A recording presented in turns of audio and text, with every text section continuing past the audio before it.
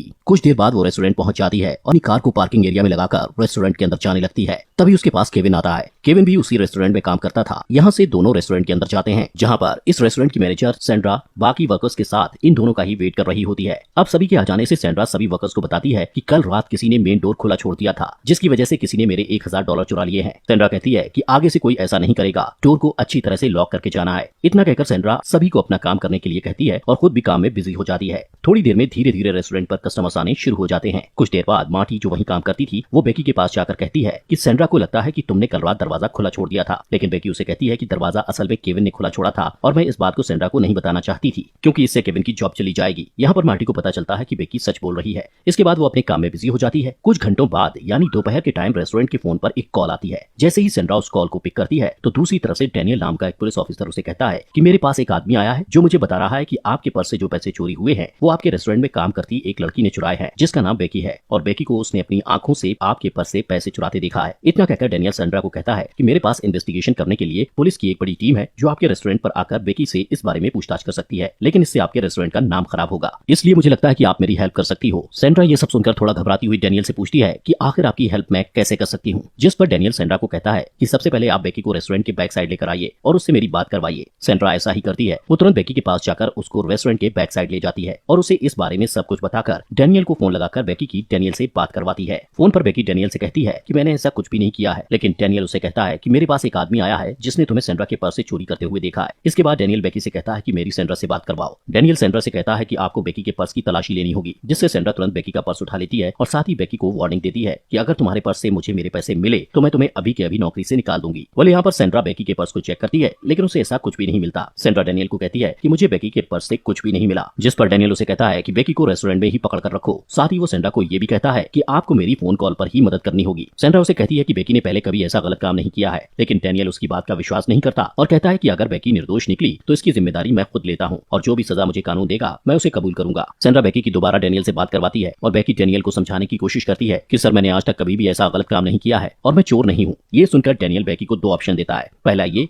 कि बेकी को चोरी के जुर्म में जेल जाना होगा और दूसरा ये कि बेकी को अपने सारे कपड़े उतारकर सैंड्रा को उसकी तलाशी लेने देनी होगी। ये 2 ऑप्शन सुनकर बेकी के पैरों तले जमीन खिसक जाती है, लेकिन वो जेल नहीं जाना चाहती थी, इसलिए वो अपने कपड़े उतारकर सैंड्रा को उसकी तलाशी लेने के लिए तैयार हो जाती है। लेकिन वो डैनियल से रिक्वेस्ट करती है कि जब सैंड्रा उसकी तलाशी ले तो उसके पास मार्टी वहाँ मौजूद रहे। डैनियल बेकी की इस बात के लिए मान जाता है। वहीं सैंड्रा को यहाँ पर थोड़ा शक होता है और वो डैनियल से पूछती है कि क्या वो किसी फोन बूथ से बात कर रहा है या फिर वो किसी तरीके से उन्हें देख रहा है। सैंड्रा की इस बात का डैनियल कोई जवाब नहीं देता और सैंड्रा भी मन ही मन डरी हुई थी, इसलिए वो बात को इग्नोर करके मार्टी को लेने चली जाती है। सैंड्रा मार्टी के पास जाकर उसे इस मामले के बारे में सब कुछ बताकर अपने साथ रेस्टोरेंट के बैक साइड ले आती है। इसके बाद बेकी अपनी तलाशी देने के लिए एक एक करके अपने सारे कपड़े उतार देती है और सैंड्रा बेकी के सारे कपड़ों को चेक करती है, लेकिन उसे कुछ नहीं मिलता। इसके बारे में वो डैनियल को बताती है। डैनियल सैंड्रा को कहता है कि आपको बेकी के अंडरगारमेंट्स भी चेक करने होंगे। अब मजबूरी में बेकी को अपने अंडरगारमेंट्स भी उतारने पड़ते हैं और वो पूरी तरह से न्यूड हो जाती है, लेकिन वहाँ खड़ी मार्टी को ये देखकर बेकी पर बहुत दया आती है, इसलिए वो एक एप्रॉन उठाकर बेकी को पहनने को देती है। वहीं डैनियल सैंड्रा को कहता है कि आपके रेस्टोरेंट के बाहर एक कार खड़ी है जिसमें आपको बेकी के सारे कपड़े रखने होंगे, जिन्हें मैं बाद में अच्छे से चेक करूंगा। सैंड्रा बेकी के कपड़े बाहर उसकी बताई हुई कार में रखकर वापस आकर मार्टी को वापस काम करने के लिए भेज देती है और डैनियल को कहती है कि आपने जैसा कहा था मैंने वैसा कर दिया। इतना कहकर वो डैनियल से कहती है कि मुझे भी अब अपने काम पर जाना है, वरना हमारा धंधा चौपट हो जाएगा। इस पर डैनियल कहता है कि ठीक है, आप अपने काम पर चले जाओ, लेकिन बेकी पर नजर रखने के लिए किसी आदमी को बुला लो। उसकी इस बात को मानकर सैंड्रा केविन के पास जाकर उसे इस बारे में सब कुछ बताकर उसे अपने साथ रेस्टोरेंट के बैक साइड ले आती है और उससे कहती है कि तुम्हें बेकी पर कुछ टाइम नजर रखनी होगी। केविन जो कि बेकी का काफी अच्छा दोस्त था, जब वो बेकी को बिना कपड़ों के बैठा देखता है तो वो गुस्से से भर जाता है और डैनियल को गुस्से से समझाता है कि बेकी चोर नहीं है, वो कभी भी ऐसा नहीं कर सकती। वहीं डैनियल केविन से कहता है कि तुम्हें बेकी की तलाशी लेनी होगी। इसे सुनकर तो केविन को और ज्यादा गुस्सा आ जाता है और वो कहता है कि तुमने बेकी के सारे कपड़े उतरवा दिए हैं और अब भी तुम उसकी तलाशी लेने को बोल रहे हो। केविन पूछता है कि अब कौन सी तलाशी लेनी है, जिस पर डैनियल केविन से कहता है कि तुम्हें बेकी के प्राइवेट पार्ट्स की तलाशी लेनी होगी। ये सुनकर केविन डैनियल को गाली देता है और कहता है कि बाहर में जा तू और तेरी तलाशी। इतना कहकर वो बाहर आने लगता है और अचानक वो सैंड्रा से टकरा जाता है जो वहीं आ रही थी। वो सैंड्रा से कहता है कि सॉरी, इस मामले में मैं आपकी कोई मदद नहीं कर सकता। सैंड्रा डैनियल से बात करती है, जहां डैनियल उसे बताता है कि केविन बेकी पर नजर रखने के लिए सही आदमी नहीं है। डैनियल सैंड्रा से पूछता है कि आप किसी ऐसे आदमी को जानती हो जो बेकी पर अच्छे से नजर रख सके, जिसके जवाब में सैंड्रा उसको अपने मंगेतर के बारे में बताती है। डैनियल कहता है कि आपको अपने मंगेतर को इस काम में उनकी मदद करने के लिए बुलाना होगा। सैंड्रा को काफी अजीब लगता है, लेकिन वो बिना कुछ सोचे समझे अपने मंगेतर, जिसका नाम वॉन था, उसे रेस्टोरेंट में बेकी पर नजर रखने के लिए बुला लेती है। लेकिन वैन काफी नशे में था। सैंड्रा वैन को इस मामले के बारे में सब कुछ समझा देती है और वैन को बेकी के पास नजर रखने के लिए छोड़कर वापस अपने काम पर चली जाती है। वहीं डैनियल वैन से कॉल पर बात करता है और उसे कहता है कि तुम्हें बेकी को एप्रॉन निकालने के लिए कहना होगा, लेकिन वैन इतना भी नशे में नहीं था कि वो इस बात को समझ ना पाए। वो डैनियल को ऐसा करने से मना कर देता है। डैनियल वॉन को कहता है कि मेरी बेकी से बात करवाओ। डेनियल बेकी से कहता है कि अगर तुम्हें जेल जाने से बचना है तो तुम्हें वही करना होगा जो वैन तुमसे कहेगा। आखिरकार बेकी ऐसा करने पर मजबूर हो जाती है और वैन के सामने ही अपना एप्रॉन उतारकर फिर से पूरी तरह से न्यूड हो जाती है। डेनियल बड़े ही घटिया तरीके से वैन से पूछता है कि बेकी के बॉडी पार्ट्स कितने बड़े हैं, जिस पर वैन कोई जवाब नहीं देता।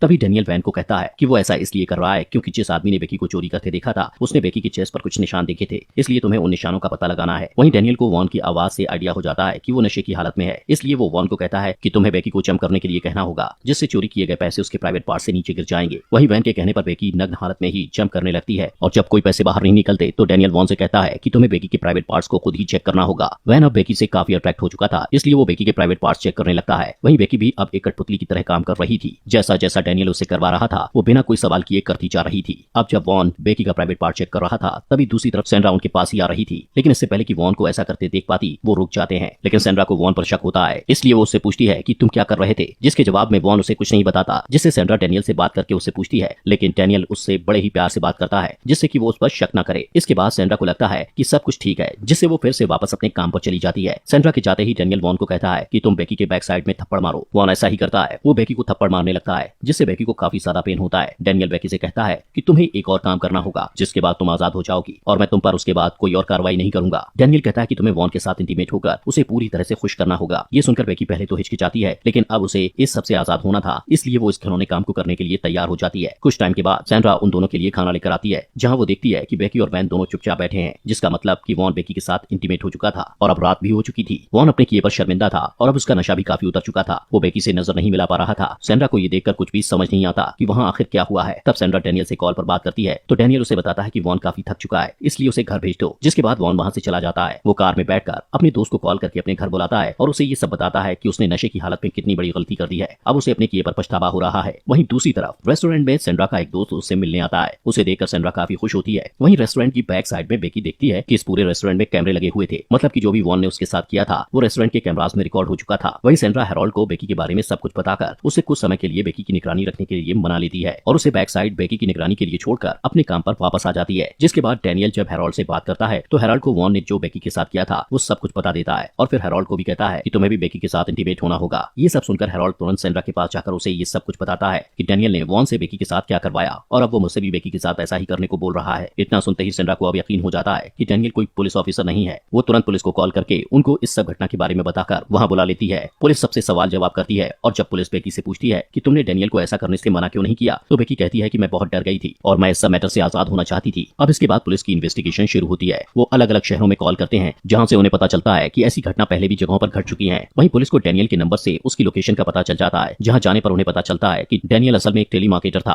और वो उसे इस जुर्म की सजा देने के लिए पकड़ लेते हैं। वहीं हम बेकी को देखते हैं जो अपने साथ हुई बदसलूकी के लिए सैंड्रा पर कोर्ट में केस कर देती है और कानूनी कार्रवाई के बाद सैंड्रा को उसकी जॉब से निकाल दिया जाता है और साथ ही उसे फाइन भी लगाया जाता है। कुछ दिनों बाद सैंड्रा का इंटरव्यू लिया जाता है जिसमें वो खुद को निर्दोष साबित करने की बहुत कोशिश करती है। वो कहती है कि मुझे नहीं पता था कि डेनियल एक फेक पुलिस ऑफिसर बनकर उनसे बात कर रहा था। वो बताती है कि मैं अपने रेस्टोरेंट की बदनामी को बचाने के लिए डेनियल से फोन पर ही इस प्रॉब्लम को सॉल्व करने की